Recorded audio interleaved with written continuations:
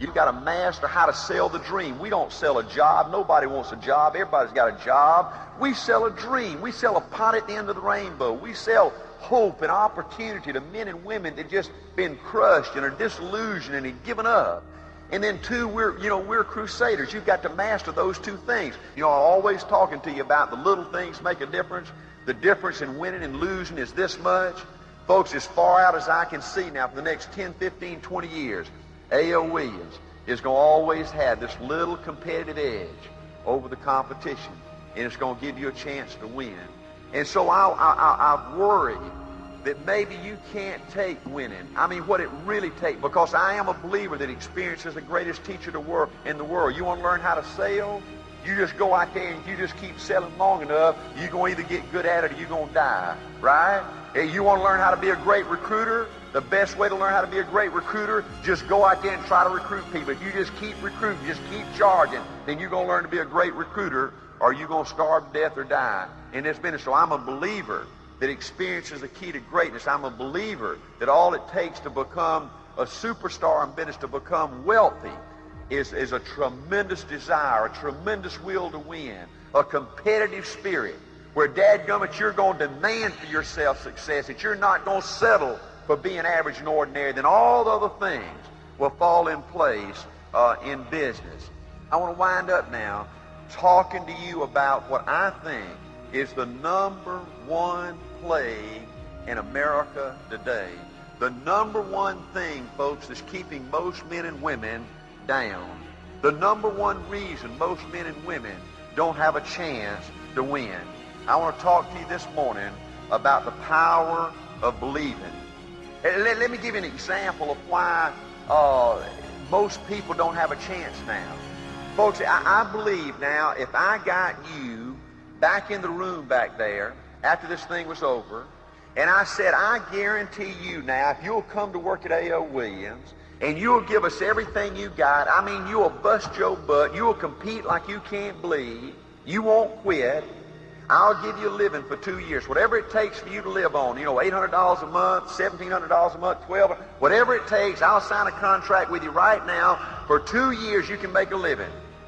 And then at the end of 2 years, I'll guarantee you we'll make you an RVP, and I'll guarantee you a minimum $100,000 a year contract, guaranteed $100,000 a year for the rest of your life. See, I believe everybody in this room would sign up and take that deal. Folks, do you understand? The opportunity we offer is better than that. But do you understand 99.999% of the people don't believe that can happen to them? They don't believe they're smart enough to make $100,000 a year. They don't believe they're smart enough and special enough to be a real RVP, to lead a big army of people in business. See, I believe the key is you. See, products don't win for you. Systems don't win for you. IQs don't win for you. College degrees don't win for you. You win. The difference is you. And the difference in you is the power of believing you can win. The power of believing that good things can happen to you. The power of believing that you're special. Folks, I believe this with everything that's in me. I believe the biggest single obstacle to success in the United States today is not lack of education. It's not lack of background. It's not lack of money. It's lack of belief in yourself. Folks, I believe with everything that's in me, the biggest problem to winning in these United States is you not understanding human nature. See, but folks, I believe it's human nature to fear. I believe it's human nature to worry. I'm a worrier. I thought because I worried every day, because I was scared every day, that something was wrong with me.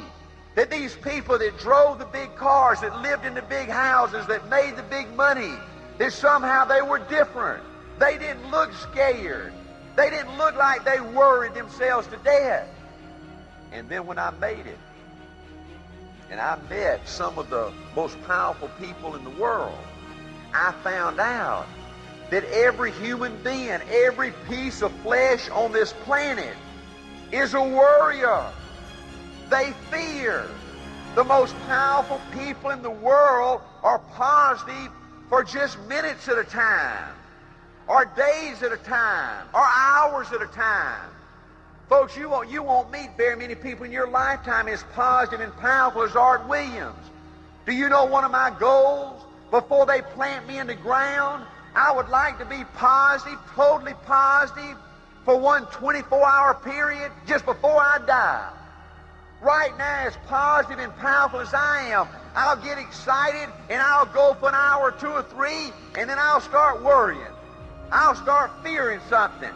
It's your ability to deal with that and not let it destroy you that will determine whether you're successful or not. Listen to this, folks. Do you know it's easier to be negative than to be positive? Do you understand that? Do you understand, folks, you've got to work like stink to be positive? Do you understand the easiest thing in the world is to be negative? Folks, do you understand it's easier to be sad than happy? It took me years to find this out. Easiest thing in the world is to be sad. Easiest thing in the world is to be down in the mouth. Toughest thing in the world is to be happy. Folks, do you understand it's easy to be down? It's tough to be up. It's tough to get up. It's tough to be positive. It's tough to be happy. Folks, do you know the easiest thing in the world is to give up, to quit? The toughest thing in the world is to continue to fight. It's so tough to continue to fight. It's so easy just to throw in the towel. Do you know the easiest thing in the world is to sit there and look at other people, successful people, and compare your qualities or what you think your qualities are with what you see in them? To sit there and say, man, I just wish I could talk like him. I wish I was powerful like him. I wish I was confident like him. I wish I was strong like him. I wish I was pretty like him. The easiest thing in the world is to sit there and compare yourself, your qualities, with other people that you admire, with winners out there, and feel like you were cheated. Feel like you were left out. Folks, it's your ability to understand that all those things are human weaknesses. That's just the way it is. It's easy to be sad. It's easy to quit. It's easy to feel that you're not capable. It's easy to worry. That's going to happen to you. The toughest thing you got to deal with is somehow mustering up the courage, in spite of all those fears, in spite of all those worries. It's going to happen to you every day.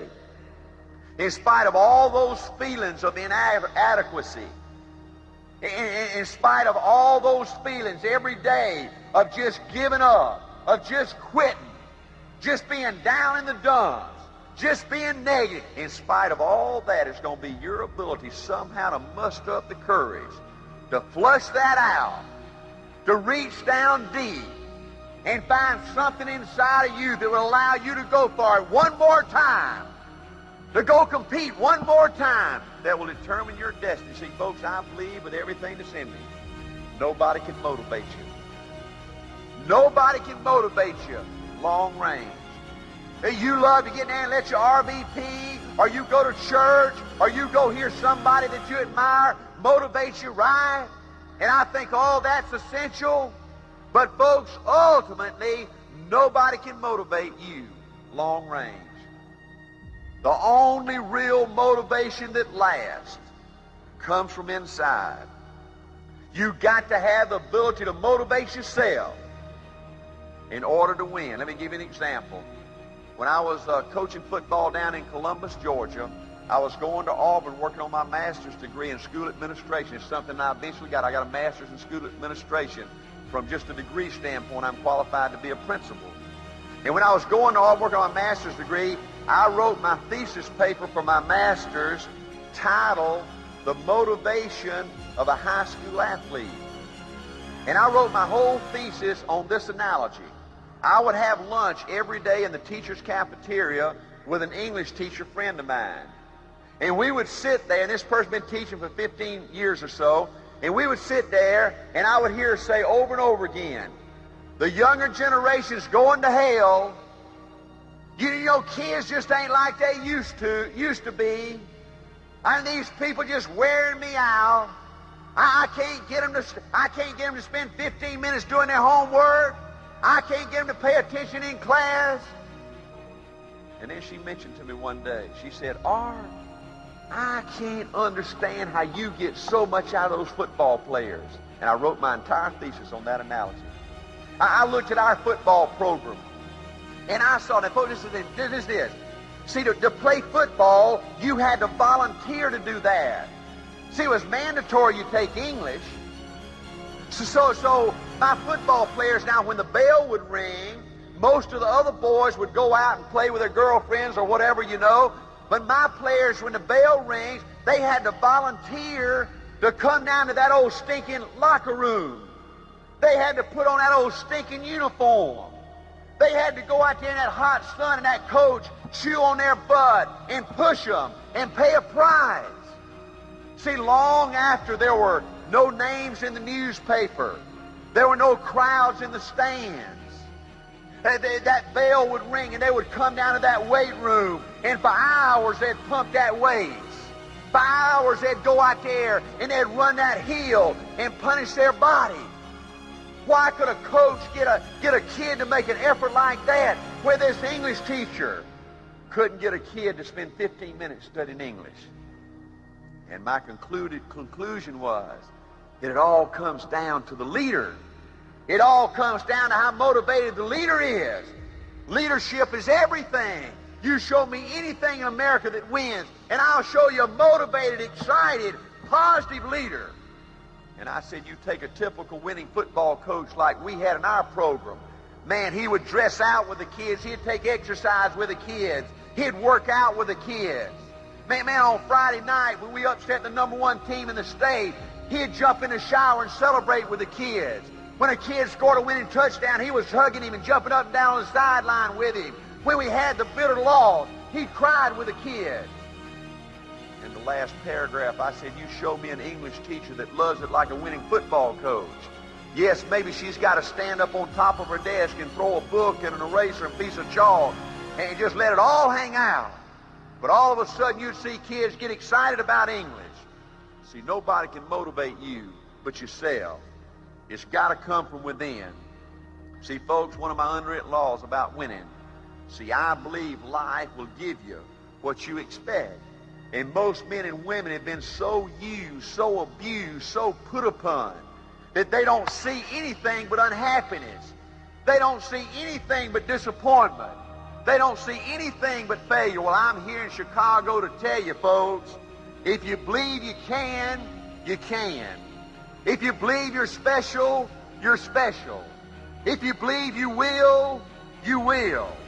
But one of the biggest problems that are facing you is that most people have developed an ability to expect the worst.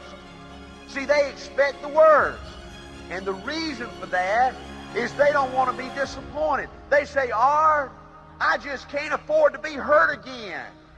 I believed in 2 or 3 things in my lifetime. I gave it everything I had, and I got killed. Art, I ain't got no more room for another major disappointment in my life. So rather than be disappointed, they don't have any high expectations. Let me tell you what's wrong with that theory. See, if you expect to lose, you will. If you expect bad things to happen to you, that's exactly what's going to happen to you. And whether you have high expectations or not, when you lose, you're still going to be hurt. You're still going to be disappointed. You're still going to hate yourself. You're going to hate your life. You're going to hate your business. Another big problem you've got to deal with is most people in these United States have been so hurt. They've been so disillusioned. They've been so put down that they're scared to fail. So they won't even try. They won't even try. They just live their whole life in a dadgum cocoon, thinking they're protecting themselves from disappointment and heartache. See, that was my problem, folks. 10 years ago, I took a good, long, hard look at Art Williams, and I didn't like what I saw. See, folks, the toughest person that you've ever got to sell is that dude looking in the mirror. See, you can lie to everybody. You can snow everybody for a period of time. But see, the toughest person that you've got to please is that dude looking you in the mirror. See, he knows you. You can't trick him. You can't fool him. And when I looked at Art Williams 10 years ago, I didn't like Art Williams. I didn't like what he had become. And I was sad and I was sick about it. See, 10 years ago, I looked back at my life, folks, and it scared me. It shook me up. If I had my life to live over again, I'd change so many things. You know, as a youngster, I didn't care about reading and writing and arithmetic, stuff like that. All I wanted to be was a good athlete. My dad was a coach. People that meant the most to me in my young life were coaches. I worked harder than most. I loved playing more than most. But I was just a little bit better than average. You know, my sixth game of my senior year in Tifton, Georgia, I broke my arm. I'd been a starting quarterback in that town for 3 years. Football was so important in that little old town of 10,000 people. On Friday night, they'd lock up the dadgum town, and everybody'd go to football games. You know, my attitude was, man, I mean, these times are just going to go on forever. Man, I'm having fun. They're just going to go on. I took so much for granted, and then all of a sudden, the sixth game of my senior year, I broke my arm. Folks, I thought they were going to lock up the stadium. I thought they'd never play another football game in Cairo, Georgia. And you know what? The next Friday night, not only did they play, but they won. And I ain't had nothing crush my ego more than that, my dadgum life. 4 years later, I graduated from college. I got my first assistant coaching job in Thomasville, Georgia. 2 years later, I got my first head coaching job. All my adult life, as I looked at all my young life, as I looked at my adult life, all I thought I wanted to do was coach football. When I got my first head coaching job, folks, I was happy as pig in slop. There wasn't a happy human being on the face of this earth. I didn't like coaching. I love coaching. I worked harder than most coaches. I won more than most coaches. Coached for 7 years. I'd go to coaching clinic as an example. Back when I was coaching, Darrell Royal didn't invent the wishbone, but he's the guy that sort of made it famous down at the University of Texas. I went to Coach of the Year clinic, and maybe Darrell Royal would be speaking at 8 o'clock in the morning. Man, at 10 minutes to 8, I was in there in my chair. Man, I was always looking for an edge, something I can do to make me a better coach. I'd see these coaches stay out drinking or stay out late at night, and they'd waddle their butt in, with about 10 minutes to go, and missed his whole presentation. Or maybe they'd waddle in at 12 o'clock. I worked harder than most coaches. I loved it more than most coaches. I won more than most coaches. But 10 years ago, I looked back at my coaching career, and I was a little sick. I said, man, if I had my life to live over again, if I could coach one more time, I'd be so much better. I'd work so much harder. I'd love it so much more. I looked back at my young life. I said, man, if I could just go back to my high school years, to my middle school years, I'd enjoy it so much more. I'd love it so much more. I'd appreciate it so much. But see, life just goes. 10 years ago, I looked back at my first 7 years in business. I went to ITT, financial services, my first 4 years. The next year, I went and became a vice president with Waddell and Reed, who sold term insurance and mutual funds down in the South, in Atlanta. I went as a vice president. I spent 7 years in financial services before we founded A.L. Williams. 10 years ago, I looked at those 7 years. It was just another rerun of my life. I loved it more than most. I worked harder than most. I made a little bit more money than most. I got more promotions than most. That ain't what I wanted. I was a little sick. I didn't want to be better than most. I didn't want to be a little bit better than average and ordinary.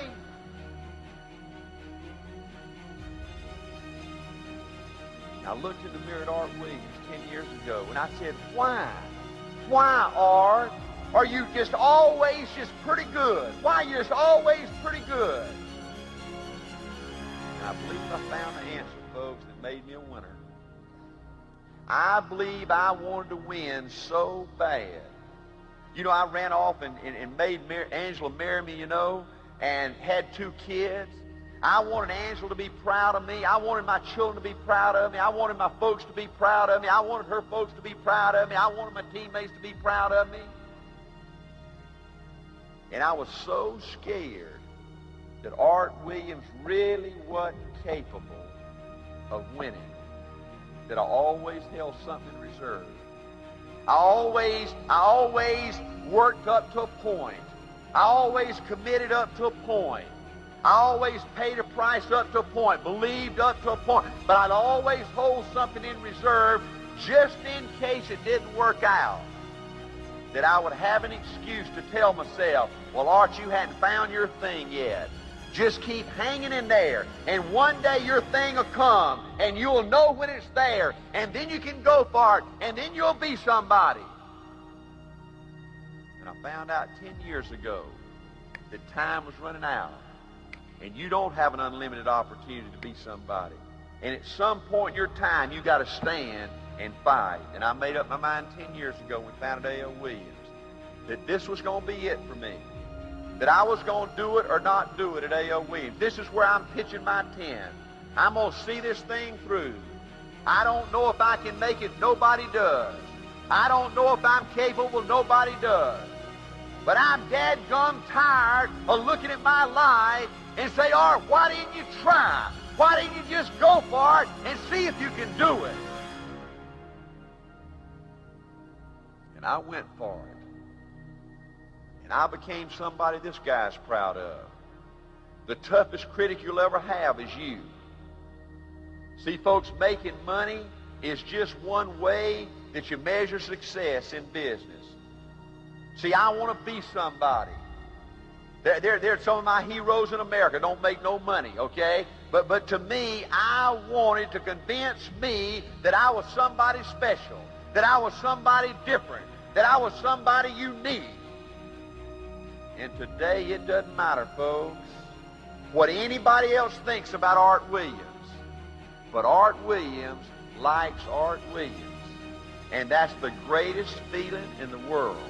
And there is no amount of money, there is no amount of press you can get in your life that will make you feel as good about anything as that.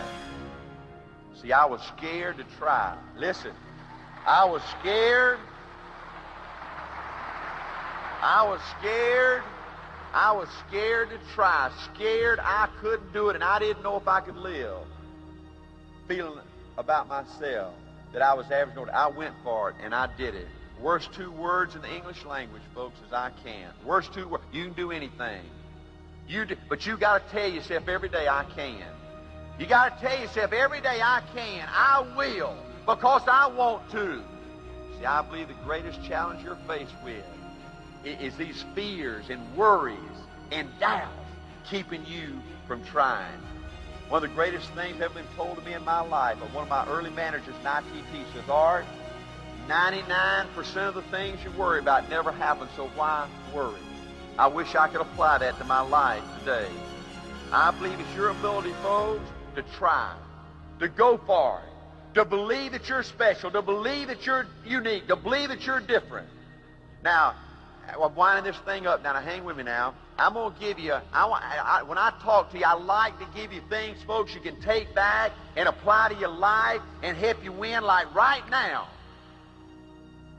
See, I believe you can change your life in 30 days. I believe that. 30 days from now, folks, if you want to bad enough, you can be a different person than you are right now today. Your whole life can look different than it does right now today.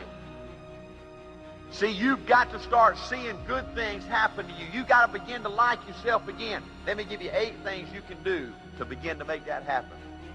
And folks, 30 days from now, you won't be the same person, and you'll begin your road to greatness. Number one, folks, you can't let the bitchers and the complainers and the quitters and the excuse makers change you and make you sour, make you quit, you're a leader. You're a leader. You're a motivator. You're a builder. You're a coach. You're a winner. Let me tell you what you're not. You're not a marriage counselor. See, I believe 99.9% of the people that think they got marriage problems and think they got to go to a marriage counselor, they need a marriage counselor like they need a hole in the head. So when these people come in, they will start talking to you about the marriage problem. You say, time out. I ain't no marriage counselor. I'm a leader. I'm a winner. I'm a motivator. I ain't no psychiatrist. I can't tell you the number of men and women that come sit down in my office talk to me about their mama didn't love them just right or their teacher didn't treat them just right. I don't know about all that stuff. I ain't no psychiatrist. And I'll tell you this. I'm a winner. I'm a builder. I'm a motivator. I ain't no banker. I ain't no banker.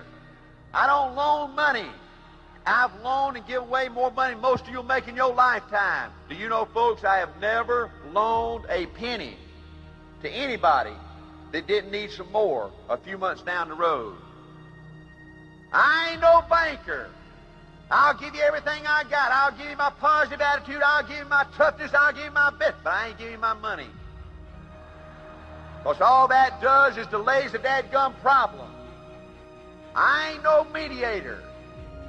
It amazes me how people can't live with a human race. I ain't spending my life settling disputes. If you can't get along with the human race, don't let the door hit you in the butt. Hey, I ain't no babysitter. I'm a leader. I'm a winner. Folks, if you want to win, principle number one, you got to spend time with those that want it, those that believe, those that are positive, those that want to show up and fight. Number two, you got to learn to treat people good. I believe, folks, by learning to treat people good, you begin to like yourself. I believe that. I believe you've got to develop the ability to look for the good things in people. And that is so foreign to the way most of these universities and people teach you to treat people. In business, they teach you to operate at a distance. Don't get to know your people. That's not tough management. Bull. You've got to learn to love your people, to care about your people, to get to know your people. You got to learn to treat people good, and that's got to spill over into your personal life as well as your business life. You can't wake up in the morning, beat your wife and your kids, and then go to office and be a good people person. Number three, you can't listen to the doom and gloom crowd. Easiest thing to find in these United States today is somebody to tell you you can't do it. Somebody to tell you it won't work. Folks, I tell you, one of the saddest things I see in America today is men and women that stick their head up, trying to do something, trying to make a difference, and rather than applaud you and say hallelujah, they try to pull you back down, knock your head off, say bad things about you. Don't listen to the doom and gloom cloud. Number four, don't worry about what others say. Don't worry about what others say. Folks, I'm telling you, even your family, even your closest friends, they talk behind your back. You know, when they're talking to you, they might say, I'm happy for you. You're going in business, wonderful. You're going to make a lot of money. Boy, on the outward, they might be applauding. But behind your back, most of them hope inside that you fail. So it don't make them feel bad. See, folks, the only way for people not to talk about you is don't do nothing. The only way for people not to talk about you is to be average and ordinary like everybody else out there. Don't worry about what others say. The only person you got to prove to something to, the only person ultimately's got to feel good about you is that dude looking in the mirror, right? That's the person you got to prove something to. Number 5, don't worry about things you can't control. Let me tell you some other sayings I want on my tombstone. Like all you can do is all you can do. Let me tell you another couple of jewels I've come up with. Listen to this. This is brilliant. The sun's going to come up tomorrow, and it's going to go down tomorrow night. And it's going to come up the next day. Folks, do you know how many men and women are blowing their opportunity to be somebody because they think the world's coming to an end? They think we're going to have a nuclear war. They think AIDS is going to spread to all the good folks in this country. Right? They think everything's going to hell, right? Well, the sun's going to come up tomorrow, and it's going to go down tomorrow night. Let me tell you another jewel. Things are going to be about like they've always been. Do you understand at every stage in the history of America, everybody's seen the world exploding in the Civil War, in the First World War, in the Second World War, and all the plagues, right? Things are going to be about like they've always been. There's going to be a United States here way after they plant us in the ground, right? We're here for dadgum flicker, right? This place is going to be around a long time after we're gone. Number 6, you can't worry about making mistakes. You can't worry about you're going to make mistakes. 95% of the plays you call a football game ain't going to work, right? Most things you want to work out ain't going to work out. Most people ain't going to let you come talk to them. They ain't going to buy. They ain't going to come to work. They going to quit, right? That's life. That's the way it is. You learn by screwing up. You learn by doing something. You learn by trying. Let it all hang out. Let it rip. Number 7, get your hero. You want to start feeling good about yourself? Get your hero. Coach Bryant was one of the few heroes in my life. Get somebody in this country that turns you on. Go get you a player or a coach or a minister or a politician or somebody that electrifies your butt, right? And find out something about him you like and then start applying it to your life, right? Try to be a little bit more like them. Before you know it, you start liking yourself. Number 8, always be positive. Always be positive. Always be excited. Always be positive. Always be pumped up. Even if you got to fake it. Well, when you can't be positive and excited, go in the closet and give you a pep talk. But when you face the world, always be excited. Always charge. Don't ever retreat. Let me close with 2 thoughts. Folks, you're here on this earth for a flicker. I was in Cairo, Georgia, 2 weeks ago, my hometown. I saw some of my classmates, and it shocked me how old they looked. Hey, folks, do you know I'm 45 years old, but I don't feel 1 day over 16? I don't feel old. I got a picture at my home. When little Art was born, there were 5 generations in the Williams family. Folks, I used to look at my parents as ancient, old folks.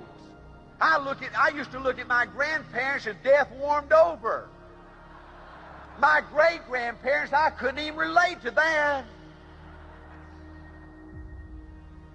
Do you know today in my clan, I'm the oldest.